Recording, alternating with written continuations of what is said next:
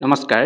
আমাৰ আজিৰ ভিডিঅ'টোলৈ আপোনালোক সকলোকে স্বাগতম জনাইছোঁ আৰু আজিৰ ভিডিঅ'টোত আমি আলোচনা কৰিবলৈ গৈ আছোঁ পিয়াজেটছ থিয়ৰী অফ কগনিটিভ ডেভেলপমেণ্ট। অৰ্থাৎ পিয়াজে যি জ্ঞানীয় বিকাশৰ ওপৰত এটা তথ্য আগবঢ়াইছিল তাৰ বিষয়ে আজি আমি আলোচনা কৰিম।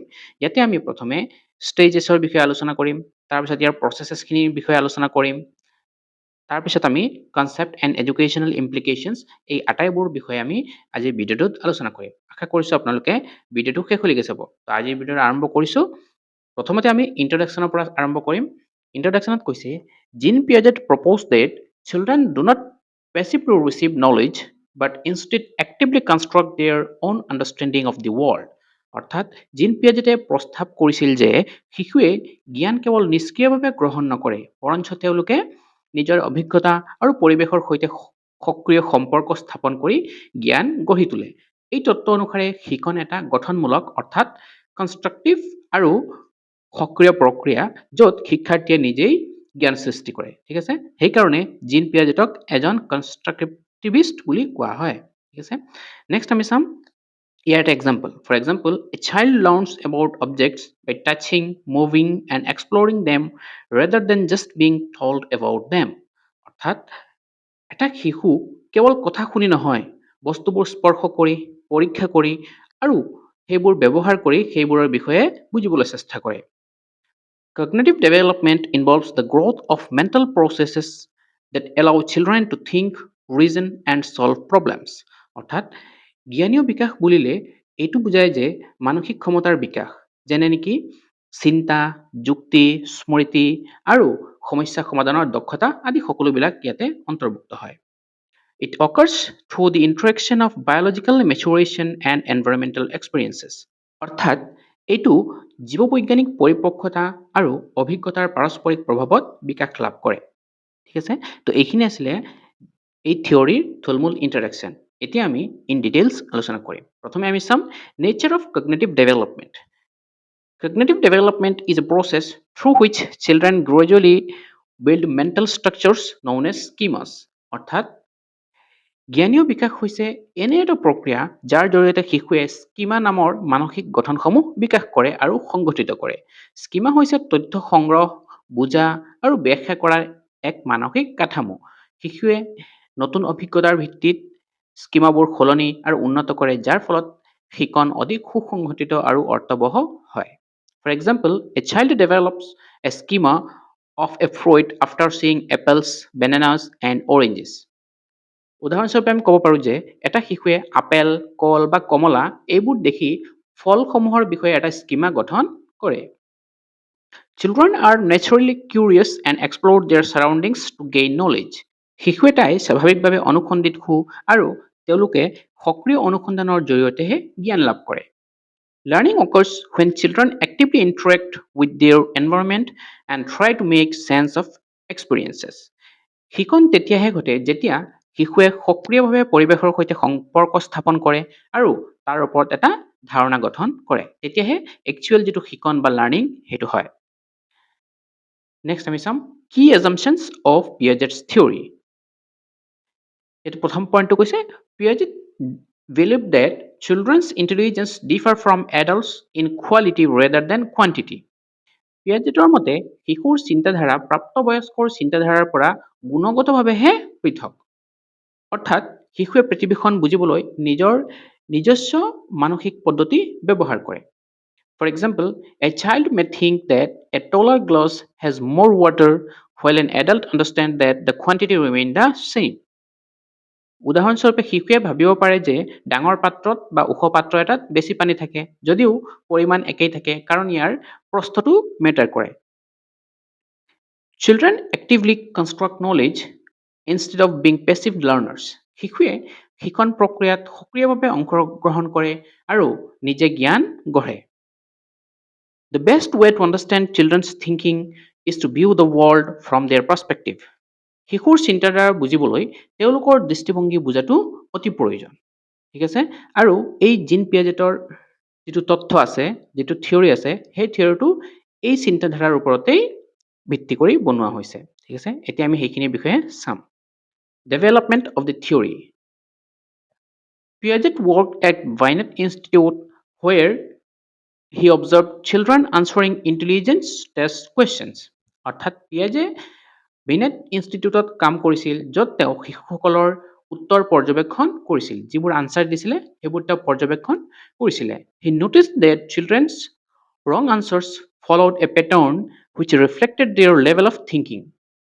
পিয়াজে এই উত্তৰসমূহ বিশ্লেষণ কৰিছিল আৰু বিশেষকৈ ভুল উত্তৰৰ ধৰণবোৰ লক্ষ্য কৰিছিল তেওঁ লক্ষ্য কৰিছিল যে এই ভুলবোৰ আকস্মিকভাৱে নহয় ই চিন্তাৰ এটা স্তৰক সূচায় For example, children often gave incorrect answers to logical questions because they were not yet capable of logical reasoning. উদাহৰণস্বৰূপে আমি যদি কওঁ শিশুৱে কিছুমান যুক্তিমূলক প্ৰশ্নত ভুল কৰে কাৰণ তেওঁলোকৰ তেতিয়ালৈকে সেই বয়সলৈকে মানসিক বিকাশ পূৰ্ণ নহয় সেইকাৰণে তেওঁলোকে বাৰে বাৰে সেই বস্তুতেই ভুল কৰে He used observation and interviews to study how children think and learn. শিশু এটাই কেনেকৈ ভাবে আৰু শিকে সেইবোৰ তেওঁ ভালকৈ বুজিবলৈ পৰ্যবেক্ষণ আৰু সাক্ষাৎকাৰ পদ্ধতি ব্যৱহাৰ কৰিছিল ঠিক আছে এই এনেকৈ তেওঁৰ থিয়ৰিটো ডেভেলপ হোৱা আৰম্ভ হৈছিলে এতিয়া আমি চাম characteristics of stages Piaget stated that cognitive development occurs in a series of fixed and universal stages Piaget কৈছিল যে জ্ঞানীয় বিকাশ কিছুমান নিৰ্দিষ্ট আৰু সাৰ্বজনীন ধাপসমূহৰ মাজেৰেহে ঘটে These stages follow a specific order and cannot be skipped. আৰু এই ধাপসমূহ এটা নিৰ্দিষ্ট ক্ৰম অনুসৰণ কৰে যাক আমি এৰি যাব নোৱাৰো For example, a child cannot think abstractly before developing logical thinking abilities. উদাহৰণস্বৰূপে যদি আমি ক'ব যাওঁ যুক্তিগত চিন্তা নোহোৱাকৈ কোনো শিশুৱে বিমূৰ্ত চিন্তা কৰিব নোৱাৰে অৰ্থাৎ প্ৰথমে তেওঁ যুক্তিগত চিন্তাবোৰ ডেভেলপ কৰিব তাৰ পিছতহে তেওঁ যেটো আমাৰ abstract thinking সেইখিনি ডেভেলপ হ'ব Although all children pass through the same stages, the rate of development may differ. কিন্তু ইয়াতে আৰু এটা কথা মন কৰিব লাগিব সকলো শিশুৱে একে ধাপ অতিক্ৰম কৰে কিন্তু গতি বেলেগ বেলেগ হ'ব পাৰে অৰ্থাৎ সকলোৰে পেজটো ডিফাৰেণ্ট হয় তাৰ ওপৰত ডিপেণ্ড কৰি তেওঁ এই ষ্টেজবোৰক চাৰিটা ভাগত ভাগ কৰিছে সেইকেইটা হ'ল the sensory motor stage যেটো নেকি 0 to 2 yearsত থাকে It focuses on object permanence such as understanding that a toy still exists even when hidden. অৰ্থাৎ বস্তুৰ স্থায়িত্ব যোন সেই বস্তুটো তেওঁলোকে সেন্সৰি মটৰ ষ্টেজত বুজিব পৰা হৈ যায় নেক্সট হয় প্ৰি অপাৰেশনাল ষ্টেজ যেটো নেকি 2 পৰা 7 ইয়াৰ্ছলৈকে হয় focuses on symbolic thinking such as using words and images to represent objects অৰ্থাৎ এই ষ্টেজটোত প্ৰতীক আৰু ভাষাৰ লাহে লাহে ব্যৱহাৰ কৰাটো শিকি যায় Then third stage is the concrete operational stage এইটো 7 to 11 yearsত ধৰা হয় focuses on logical reasoning about real objects ইয়াতে বস্তুৰ বাস্তৱ বস্তুৰ ওপৰত যুক্তিগত চিন্তা বিকাশ হয় Then final stage is the formal operational stage যেটো নেকি 11 plus yearsত আমি ক'ব পাৰো It involves abstract and hypothetical thinking ইয়াতে কৈছে বিমূৰ্ত আৰু কাল্পনিক যোনবোৰ চিন্তাধাৰা সেই সকলোবিলাক অন্তৰ্ভুক্ত থাকে এতিয়া আমি এই চাৰিওটা ষ্টেজৰ বিষয়ে ইন ডিটেইলছ আলোচনা কৰিম এটা এটাকে প্ৰথমে আমি চাম sensory motor stage During this stage infants learn about the world through their senses and physical actions এই ধাপত বা এই ষ্টেজটোত শিশুৱে ইন্দ্ৰিয় যোনবোৰ অংগ আছে আৰু শাৰীৰিক কাৰ্যৰ জৰিয়তে পৃথিৱীখনক শিকে For example, a baby may shake a rattle to understand its sound. উদাহৰণস্বৰূপে যদি আমি ক'ব যাওঁ এটা শিশুৱে শব্দ বুজিবলৈ খেলনাবোৰ জোকাৰি চায় লৰচৰ কৰি চায় They explore by touching, seeing and moving objects around them. তেওঁলোকে স্পৰ্শ দেখা আৰু গতিৰ জৰিয়তেহে অন্বেষণ কৰে Their understanding is limited to direct experiences. এই ষ্টেজত তেওঁলোকৰ বুজাবুজি কেৱল প্ৰত্যক্ষ অভিজ্ঞতাৰ ওপৰতহে নিৰ্ভৰ কৰে ঠিক আছে এইটো আছিল সেন্সৰি মটৰৰ বিষয়ে এতিয়া আমি ইয়াৰ কি ডেভেলপমেন্টস হয় এই ষ্টেজটোত সেইখিনি বিষয়ে চাম developments in sensory motor stage One of the most important development is object permanence. এই ধাপৰ এটা গুৰুত্বপূৰ্ণ বিকাশ হৈছে বস্তুৰ স্থায়িত্ব For example, বস্তুৰ স্থায়িত্বটো কি সেইটো আমি এটা এক্সাম্পলৰ সহায়ত চাওঁ When a toy is hidden under a blanket, a younger infant may stop searching while an older infant will look for it. উদাহৰণস্বৰূপে যদি আমি ক'ব যাওঁ সৰু শিশুৱে লুকুৱাই থোৱা বস্তু এটা বিচাৰ নকৰে। মানে এবাৰ চকুৰ আঁতৰ হ'লে সেইটো শেষ। কিন্তু অকণমান যেতিয়া ডাঙৰ হৈ যায় তেতিয়া সেইটো আপুনি লুকাই থ'লেও সেইটো বিচাৰে। মানে একেবাৰে ষ্টাৰ্টিঙত কি হয়, out of sight out of mind, যিটো নেকি যেতিয়ালৈকে চকুৰ আগত আছে তেতিয়ালৈকে মনত থাকিব, এবাৰ চকুৰ পৰা আঁতৰ কৰিলে সেইটো মনত নাথাকে। কিন্তু সেই বস্তুটো লাহে লাহে ডেভেলপ হোৱা আৰম্ভ হৈ যায় যেতিয়া এই ষ্টেজটোৰ একেবাৰে শেষলৈকে। Infants also begin to imitate actions such as copying facial expressions. শিশুৱে অনুকৰ কৰা আৰম্ভ কৰি দিয়ে এই ষ্টেজটোত, যেনে নেকি মুখৰ যিটো নকল, মুখ ভাৱটো নকল কৰাটো আৰম্ভ কৰে, এক্সপ্ৰেছনছ দিব আৰম্ভ কৰে। Towards the end of this stage, they begin to use simple words to represent objects. আৰু এই ষ্টেজটোৰ একেবাৰে শেষত তেওঁলোকে সৰল কিছুমান শব্দ ব্যৱহাৰ কৰিবলৈও আৰম্ভ কৰে। এইটো আছিলে এই ষ্টেজটোৰ কিছুমান ডেভেলপমেণ্টছ। নেক্সট আমি চাম stage number 2, that is pre-operational stage. During this stage, children begin to use language and symbols to represent objects and ideas. এই ষ্টেজটোত শিশুৱে ভাষা আৰু প্ৰতীক ব্যৱহাৰ কৰিবলৈ আৰম্ভ কৰে। For example, a child may use a stick as a sword during play. উদাহৰণস্বৰূপে আমি ক'ব পাৰোঁ যে শিশু এটাই লাঠিক তৰোৱাল হিচাপে ব্যৱহাৰ কৰে। সেইটো এটা এক্সাম্পল হ'ব পাৰে। Then they develop imagination and engage in pretended play activities. তেওঁলোকে কল্পনা শক্তি বিকাশ কৰে আৰু নাটকীয় যোনবোৰ খেল সেইবোৰ খেলা আৰম্ভ কৰে। However, their thinking is still not logical and is based on appearances.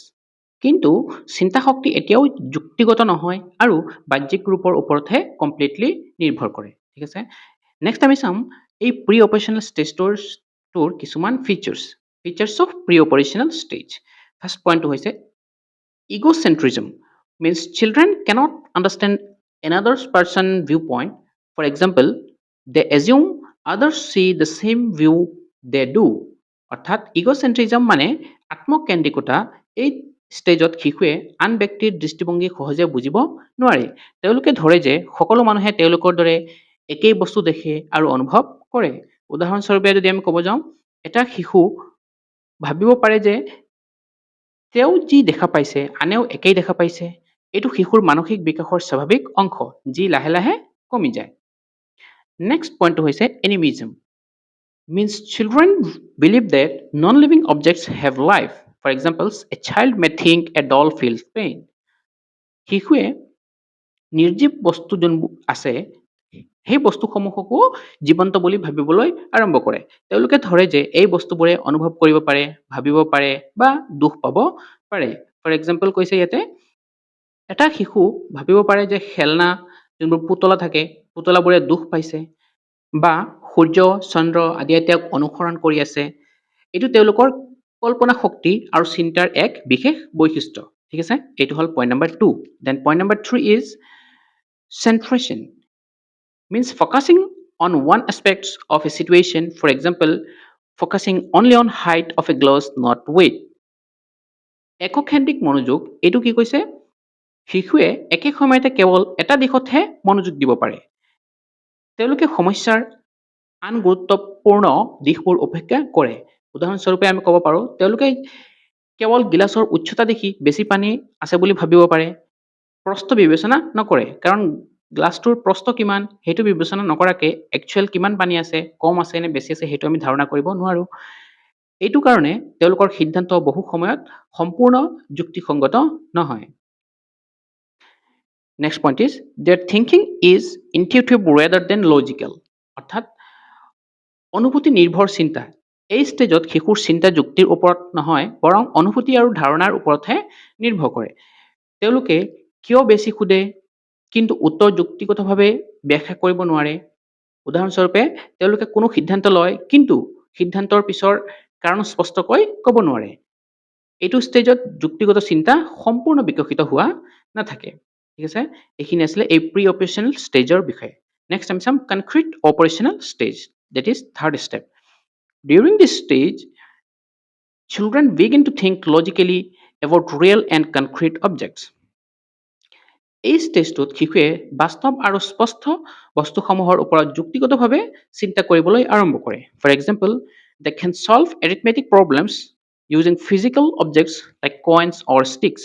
উদাহৰণস্বৰূপে যদি আমি ক'ব যাওঁ, তেওঁলোকে এই ষ্টেজটোত মুদ্ৰা, কাঠি বা কিছুমান বস্তু ব্যৱহাৰ কৰি গণিতৰ সৰল সমস্যাবোৰ সমাধান কৰিব পাৰে। They can perform mental operations but only when dealing with real situations.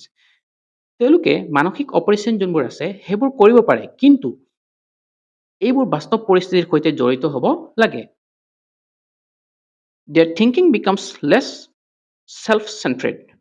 এই ষ্টেজত চিন্তা লাহে লাহে আত্মকেন্দ্ৰিকতাৰ পৰা বাহিৰলৈ আহে আৰু আনৰ দৃষ্টিভংগী বুজিবলৈ আৰম্ভ কৰে। ঠিক আছে, এইটো আছিলে আমাৰ কনক্ৰিট অপাৰেশ্যনেল ষ্টেজৰ বিষয়ে। নেক্সট আমি চাম কি concept about this stage. First point is conservation means understanding that quantity remains the same despite changes in appearance. For example, water in different shaped glass remains equal. অৰ্থাৎ conservation সংৰক্ষণৰ যিটো ধাৰণা শিশুৱে বুজিবলৈ আৰম্ভ কৰে যে ৰূপ বা আকাৰ সলনি হ'লেও পৰিমাণ একেই থাকে। উদাহৰণস্বৰূপে আমি যদি ক'ব যাওঁ, বেলেগ আকাৰৰ গিলাচত পানী ঢালিলেও পানীৰ পৰিমাণ সলনি নহয়। এইটো যুক্তিগত চিন্তাৰ এটা গুৰুত্বপূৰ্ণ লক্ষণ। সেইটো এই ষ্টেজত ডেভেলপ হোৱা আৰম্ভ হৈ যায়। Next point is reversibility. means the ability to mentally reverse an action. For example, understanding that 5 plus 3 equal 8 and 8 minus 3 equal 5. অৰ্থাৎ আমি যদি ক'ব যাওঁ, ওলোটাই চিন্তা কৰাৰ যিটো ক্ষমতা, সেই ধাৰণাটো বা সেই ক্ষমতাটো এই ষ্টেজতহে বিকাশ হয়। শিশুৱে মানসিকভাৱে কোনো কাৰ্য ওলোটাই ভাবিব পাৰে, যেনেকৈ নেকি 5 আৰু 3 যোগ কৰিলে 8 হয়, আকৌ 8ৰ পৰা 3 বিয়োগ কৰিলে যে 5 হয়, সেইটো তেওঁলোকে ৰিভাৰ্চ কৰিব পৰা হৈ যায়। ইয়াৰ দ্বাৰা তেওঁলোকৰ সমস্যা সমাধান অধিক দক্ষ হয়। Next point is classification. It means grouping objects based on common features. For example, grouping fruits separately from vegetables. বস্তুসমূহক শ্ৰেণী বিভাজন কৰিব শিকে। বস্তুসমূহক মিল থকা বৈশিষ্ট্য অনুসৰি বিভিন্ন গোটত ভাগ কৰিব পাৰে। উদাহৰণস্বৰূপে কৈছে ইয়াতে, ফল আৰু শাক পাচলিসমূহ ধুনীয়াকৈ পৃথক কৰিব পাৰে।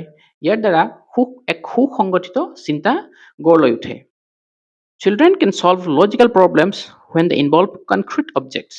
আৰু এই ষ্টেজত শিশুৱে বাস্তৱ বস্তুত জড়িত যুক্তিসংগত সমস্যা সহজতে সমাধান কৰিব পাৰে। ঠিক আছে, এইখিনি আছিলে ইয়াৰ কিছুমান কি কনচেপ্ট। নেক্সট আমি চাম last stage, that is fourth stage, formal operational stage. In this stage, adolescents develop the ability to think abstractly and logically. অৰ্থাৎ এই ষ্টেজটোত কিশোৰ কিশোৰীয়ে বিমূৰ্ত আৰু যুক্তিগত চিন্তা কৰাৰ ক্ষমতা লাভ কৰে। For example, they can solve algebraic equations without needing physical objects. উদাহৰণস্বৰূপে যদি আমি ক'ব যাওঁ, তেওঁলোকে অংক বা বীজগণিতৰ সমস্যাবোৰ বস্তু ব্যৱহাৰ নকৰাকৈ ধুনীয়াকৈ সমাধান কৰিব পাৰে। They can deal with hypothetical situations and consider different possibilities. তেওঁলোকে কাল্পনিক পৰিস্থিতি কল্পনা কৰি বিভিন্ন ধৰণৰ সমস্যা বিবেচনা কৰিব পাৰে।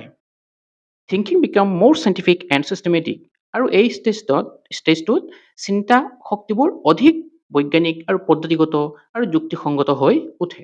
ঠিক আছে, এইটো হ'ল আমাৰ ফৰ্মেল অপাৰেশ্যনেল ষ্টেজ। এতিয়া নেক্সট আমি চাম features of this stage. First পইণ্টটো কৈছে, adolescents can think about abstract ideas such as justice, freedom and morality. কিশোৰ কিশোৰীয়ে ন্যায়, স্বাধীনতা, নৈতিকতা আদি বিমূৰ্ত ধাৰণাসমূহৰ ওপৰত চিন্তা কৰিব পাৰে এই ষ্টেজটোত। For example, they can discuss whether a law' is fair or not. উদাহৰণস্বৰূপে যদি আমি ক'ব যাওঁ, তেওঁলোকে আলোচনা কৰিব পাৰে বা বিবেচনা কৰিব পাৰে যে কোনো আইন ন্যায়সংগত হয় নে নহয়, সেইটো তেওঁলোকে নিজেই বিচাৰ কৰিব পাৰে। They can analyze arguments logically without relying on concrete examples. তেওঁলোকে যুক্তিগতভাৱে তৰ্কবোৰ বিশ্লেষণ কৰিব পাৰে যদিও সেইটো বাস্তৱ উদাহৰণৰ ওপৰত নিৰ্ভৰ নকৰে। They can plan for the future and set long-term goals. তেওঁলোকে ভৱিষ্যতৰ পৰিকল্পনা কৰি দীৰ্ঘম্যাদী লক্ষ্য নিৰ্ধাৰণ কৰিব পাৰে। এই গোটেইখিনি আছিলে features of formal operational stage. ঠিক আছে, এতিয়া নেক্সট আমি চাম কি কি প্ৰচেছৰ মাজেৰে এই ষ্টেজকেইটা আগবাঢ়ে। প্ৰথম যিটো প্ৰচেছ হ'ল, সেই প্ৰচেছটোৰ নাম হ'ল schema. A schema is a mental framework that helps individuals organize and interpret information. অৰ্থাৎ স্কিমা হৈছে মানসিক গঠন যিয়ে তথ্যবোৰ সংগঠিত আৰু ব্যাখ্যা কৰিবলৈ সহায় কৰে। For example, a child schemas of a dog may include four legs, fur and barking. উদাহৰণস্বৰূপে যদি আমি ক'ব যাওঁ, এটা শিশুৰ কুকুৰৰ বিষয়ে ধাৰণা কি থাকিব পাৰে? চাৰিটা ঠেং, লোম আৰু ভকুৱা, এইবোৰ সকলোবিলাক অন্তৰ্ভুক্ত থাকিব পাৰে। Schemas help individuals understand new experiences based on prior knowledge. এই স্কিমাবোৰৰ জৰিয়তে শিশুৱে নতুন অভিজ্ঞতা বুজিবলৈ চেষ্টা কৰে। These schemas develop and change over time. কিন্তু সময়ৰ সৈতে এই স্কিমাবোৰ উন্নত হয় আৰু ইহঁতৰ পৰিৱৰ্তন ঘটে। নেক্সট প্ৰচেছটো হ'ল assimilation. Assimilation is the process of fitting new information into existing schemas. Assimilation হৈছে নতুন তথ্য পুৰণি স্কিমাৰ ভিতৰত অন্তৰ্ভুক্ত কৰাৰ এক প্ৰক্ৰিয়া। For example, a child may call all four-legged animals dogs. উদাহৰণস্বৰূপে আগৰ যিটো স্কিমাছত আমি গম পাইছিলোঁ যে কুকুৰৰ যে চাৰিটা ঠেং বা নোম আছে সেইবোৰ যিটো ভাবি লৈছে, এতিয়া এটা শিশুৱে সকলো চাৰিঠেঙীয়া যোনবোৰ জীৱ আছে তাক কুকুৰ বুলিয়েই ভাবিব পাৰে। এইটো হ'ল assimilation stage. In this process the existing schemas remain unchanged. ইয়াত পুৰণি স্কিমা সলনি নহয়, কেৱল নতুন অভিজ্ঞতা তাত মিলোৱা হয়। ঠিক আছে, মানে প্ৰথমে কুকুৰ আছিলে, সেই কুকুৰৰ পৰা পিছত যেতিয়া আৰু বেলেগ চাৰিঠেঙীয়া জন্তু দেখিছে, সেইটো কি হৈ গ'ল, তাত পুৰণিৰ লগত নতুনটো এড হৈ গৈছে। It helps individuals interpret new experiences quickly. এইটো নতুন অভিজ্ঞতা সহজে বুজিবলৈ সহায় কৰে এই প্ৰচেছটোৱে। নেক্সট প্ৰচেছটো হ'ল accommodation. Accommodation is the process of modifying existing schemas when new information doesn't fit. অৰ্থাৎ accommodation হৈছে নতুন তথ্য অনুসৰি পুৰণি স্কিমা সলনি কৰা। পুৰণি যিটো ধাৰণা লৈ লৈছিলে, স্কিমা গঠন কৰি লৈছিলে, সেইটো এতিয়া কি কৰিব? মডিফাই কৰিব। For example, a child learns that a cat is different from a dog and adjusts the schema. উদাহৰণস্বৰূপে এটা শিশুৱে বুজিব পাৰে যে এটা মেকুৰী আৰু এটা কুকুৰ বেলেগ হয়। চাৰিটা ঠেং থাকিলেই যে কুকুৰ হৈ যাব তেনেকুৱা বুলি নহয়, মেকুৰী আৰু কুকুৰ দুইটা বেলেগ বেলেগ। সেই বস্তুটো তেওঁ কি কৰে, পিছত স্কিমাত এডজাষ্ট কৰি দিয়ে। This deals to a more accurate understanding of the world. আৰু ইয়াৰ ফলত অধিক সঠিক আৰু স্পষ্ট বুজাবুজি গঢ়ি উঠে। It is essential for learning new concepts.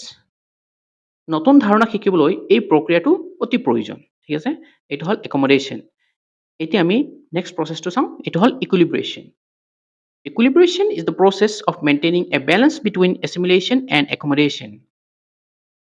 Equilibration হৈছে assimilation যিটো আমি আগৰ প্ৰচেছ পাই আহিছিলোঁ আৰু accommodation, সেই দুটাৰ মাজত ক্ষমতা বজাই ৰখা এক প্ৰক্ৰিয়া। When children face new information that doesn't fit their schemas, they experience confusion. যেতিয়া নতুন তথ্য পুৰণি স্কিমাৰ সৈতে মিল নাখায়, তেতিয়া শিশু এটাই বিভ্ৰান্তি অনুভৱ কৰে। For example, seeing a flying plane may confuse a child who thinks only birds can fly. উদাহৰণস্বৰূপে উৰি থকা প্লেন এটা দেখি শিশু এটা বিভ্ৰান্ত হ'ব পাৰে যে, কাৰণ তেওঁ আগতে ভাবিছিল কেৱল চৰাইহে উৰিব পাৰে, আকৌ আজি নতুনকৈ দেখিলে প্লেনখন উৰি আছে। তো তেতিয়া কি হ'ল, এটা বিভ্ৰান্তিৰ সৃষ্টি হ'ল। They restore balance by adjusting their thinking. তেতিয়া কি কৰে, এই বিভ্ৰান্তি দূৰ কৰিবলৈ তেওঁলোকে নিজৰ চিন্তা সলনি কৰে আৰু নতুন ক্ষমতা স্থাপন কৰে। ঠিক আছে, এইটো হ'ল ইকুইলিব্ৰেশ্যন। এই প্ৰচেছখিনিৰ মাজেৰেহে আমাৰ গোটেইকেইটা ষ্টেজ পাৰ হয়। এতিয়া নেক্সট আমি আলোচনা কৰিম এডুকেশ্যনেল ইমপ্লিকেশ্যনছ। ফাৰ্ষ্ট পইণ্টটো কৈছে, Piaget's theory suggests that learning should be child-centered and activity-based. অৰ্থাৎ পিয়াজেৰ মতে আমাৰ যিটো লাৰ্ণিং, সেই লাৰ্ণিংটো শিশুকেন্দ্ৰিক আৰু কাৰ্যভিত্তিক হ'ব লাগে। For example, children learn better by performing experiments rather than only listening to lectures. পিয়াজেটৰ মতে তেওঁ কৈছে যে কেৱল শুনাৰ পৰিৱৰ্তে পৰীক্ষা নিৰীক্ষা কৰি শিকিলেহে অধিক বুজা যায় বা শিশু এটাই ভালকৈ বুজি পায়। Teachers should encourage exploration and discovery learning. শিক্ষকসকলে অন্বেষণ আৰু আৱিষ্কাৰমূলক শিক্ষণক উৎসাহিত কৰিব লাগে। Learning activities should match the child's stage of development. আৰু শিক্ষণৰ কাৰ্যসমূহ শিশুৰ বিকাশৰ সেই যোনবোৰ ষ্টেজ আছে সেইবোৰ অনুসৰিহে সাজিব লাগে। সেইখিনি হ'ল আমাৰ এডুকেশ্যনেল ইমপ্লিকেশ্যন। নেক্সট আমি চাম ৰোল অফ টিচাৰ।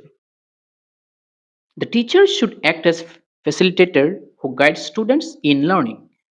শিক্ষকে পথ প্ৰদৰ্শক বা সহায়কৰ দৰে ভূমিকা পালন কৰিব লাগে। For example, a teacher can provide materials for experiments instead of giving direct answers. উদাহৰণস্বৰূপে যদি আমি ক'ব যাওঁ, একেবাৰে ডাইৰেক্টলি উত্তৰ নিদি শিক্ষাৰ্থীক চিন্তা কৰিবলৈ উৎসাহিত কৰিব পাৰে। Teachers should create opportunities for problem solving. লাগিলে সমস্যা সমাধানৰ সুযোগ সৃষ্টি কৰি চিন্তা শক্তি বৃদ্ধি কৰিব পাৰে শিক্ষকে। Both group and individual learning should be encouraged. গোটীয় আৰু ব্যক্তিগত শিক্ষণ দুয়োটাই উৎসাহিত কৰা উচিত এজ এ টিচাৰ। ঠিক আছে, এইখিনি আছিলে ৰোল অফ টিচাৰ। নেক্সট আমি চাম ষ্ট্ৰেংথছ অফ দি থিয়ৰী। এই থিয়ৰীটোৰ কোনবোৰ ষ্ট্ৰেংথছ আছে তাৰ বিষয়তে আমি আলোচনা কৰিম। Piaget provide a systematic explanation of cognitive development. পিয়াজেটৰ এই তথ্যটোৱে জ্ঞানীয় বিকাশৰ এটা সুসংগঠিত ব্যাখ্যা আগবঢ়াইছে। His theory emphasized active learning and discovery. আৰু তেওঁৰ এই তথ্যই সক্ৰিয় শিক্ষণ আৰু আৱিষ্কাৰমূলক শিক্ষাক গুৰুত্ব দিছে। For example, modern classroom use activity-based learning inspired by his ideas. আধুনিক যিটো আমাৰ শিক্ষা ব্যৱস্থা আছে, এই শিক্ষাত কাৰ্যভিত্তিক শিক্ষণক ব্যৱহাৰ কৰা হয়, যিটো নেকি পিয়াজেটৰ পৰা ইনস্পায়াৰ হৈ কৰা হৈছে। His work has greatly influenced education and psychology. তেওঁৰ এই তথ্যই শিক্ষা আৰু মনোবিজ্ঞানত এক গভীৰ প্ৰভাৱ পেলাইছে। সেইখিনি হ'ল তেওঁৰ ষ্ট্ৰেংথছ এই থিয়ৰীটোৰ। নেক্সট আমি চাম criticisms of the theory. Piaget didn't fully consider social and cultural influences on development.